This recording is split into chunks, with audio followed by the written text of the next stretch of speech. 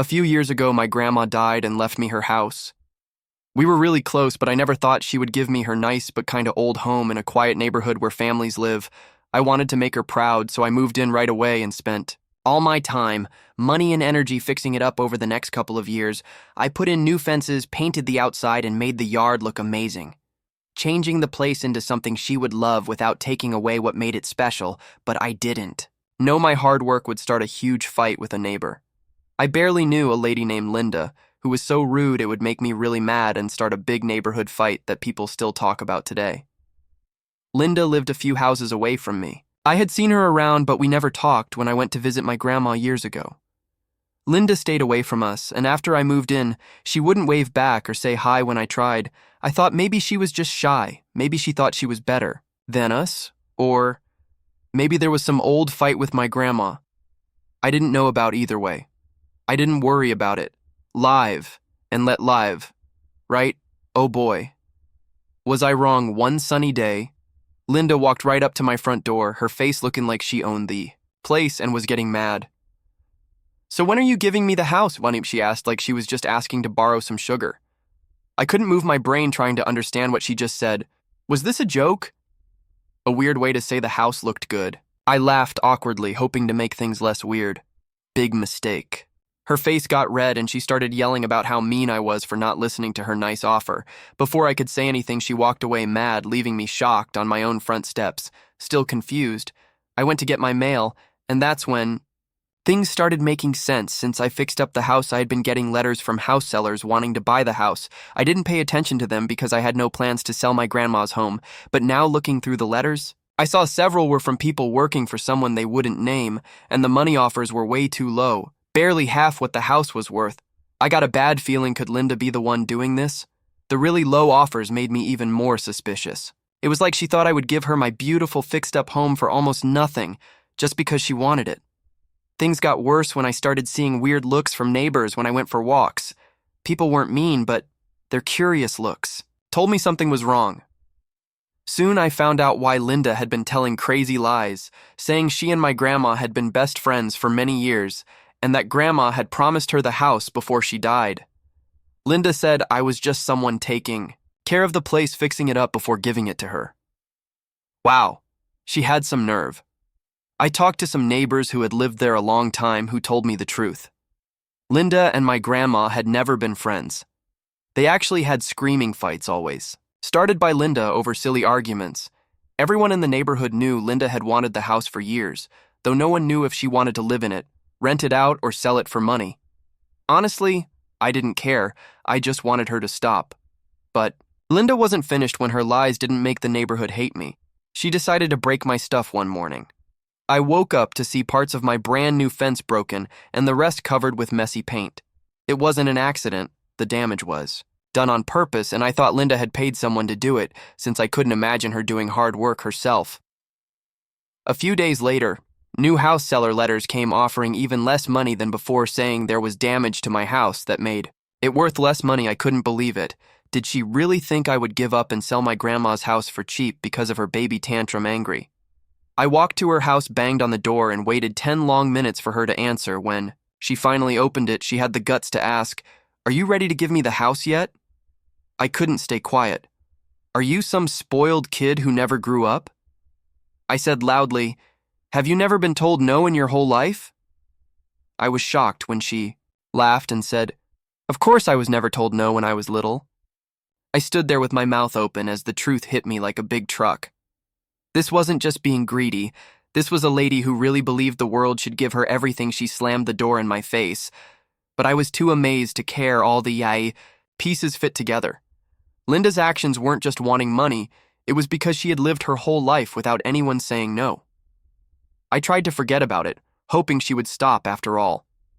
No one believed her lies, and she had no legal right to the house, but not paying attention to her was a mistake.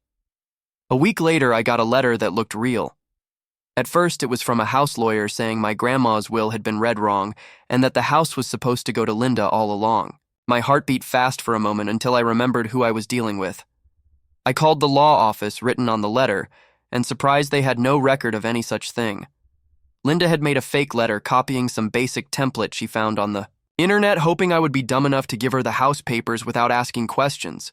Her crazy thinking was almost amazing. I was done being nice. I went totally crazy, sharing the fake letter with the neighborhood, putting it on the internet, and letting everyone know exactly what Linda had done. Everyone got really mad. Neighbors I had barely talked to came forward with their own stories of Linda's bullying and being mean. Apparently, I wasn't her first victim, just her newest one. The law office was quietly trying to get her in trouble for lying, but I didn't care about that. Seeing the neighborhood come together against her was enough for me. Linda tried to make it sound different, crying to anyone who would listen that I was lying to make her look bad, but no one believed her. She had made too many people mad in the end. Linda became someone everyone avoided. She stopped bothering me, and the neighborhood came together to help me in ways I never thought possible. A group of neighbors even helped me rebuild the broken fence, making it into a weekend project with lots of laughing and a cookout. That cookout became something we do every month, a sign of how strong our neighborhood is. And funny enough, something I can thank Linda's crazy mess for. Her sneaky plans totally failed, welcoming me into a neighborhood I now call home. But the crazy stuff doesn't end there. Let me tell you about another mess, this time with my friend Jake, who learned the hard way that love and money don't always work together. Jake comes from a rich family and works in their business, but he's careful not to show off his money, especially when dating. He had been with his girlfriend Sarah for over a year, and she was his whole world. 3 months in, he bought her a $700 tablet, which she took but seemed worried about at 7 months. He spent a $6,000 bracelet. For her birthday, she said no, calling it a bad sign and telling him to take it back. Jake was confused, but did what she wanted. 8 months in, they told each other. They loved each other. Jake planned a simple date at Sarah's favorite mountain place, thinking she would like the simple fun after the bracelet problem. She had fun, but later said she thought it would be something fancier. Jake listened. Then for her 25th birthday, he went big, buying her a car. He thought it was a really sweet thing to do. But when they got back to her place, Sarah said something shocking. This was his third and final mistake. She felt like it was too much, like she would owe him something, or people would think she only wanted his money. They weren't broken up, but they stopped talking, leaving Jake really upset, really wanting to fix things. Jake sat down with Sarah. She explained she hated expensive gifts because they made her feel unequal, like she couldn't give back. She liked small things like flowers or chocolate, Jake said. Sorry. Admitting he hadn't thought about how she felt, he also said her 3 strikes rule, which he didn't know about, wasn't fair, and she said she would talk more about problems from now on. They gave the car to someone who had lost their job during the sickness time, which made Sarah feel good. Jake realized his money had made him not understand other people's feelings, and Sarah admitted her expectations, like wanting a fancier date, hadn't been fair.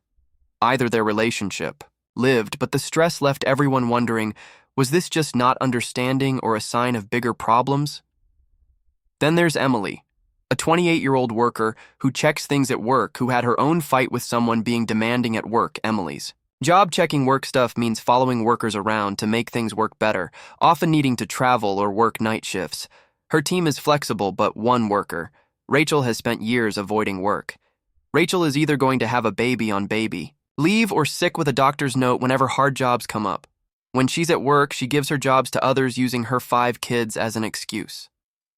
Emily, who's single and has no kids, says no to doing Rachel's work when a big project needed a 3-week trip to another city.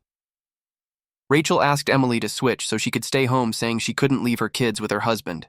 Emily said no right away, saying, "They're not my kids, so that's not my problem." Rachel got mad, and some workers called Emily mean, saying she didn't understand how hard it is for working moms. But Emily didn't change her mind. Tired of people treating her like her time didn't matter because she didn't have kids, the argument started. Heated talks. Was Emily selfish, or was Rachel using her family to avoid work?